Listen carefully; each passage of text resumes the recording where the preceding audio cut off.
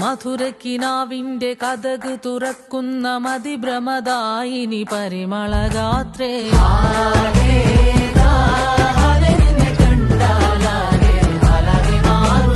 മധുരക്കിനാവിന്റെ കഥക് തുറക്കുന്ന മതിഭ്രമദായിനി പരിമളഗാത്രേ.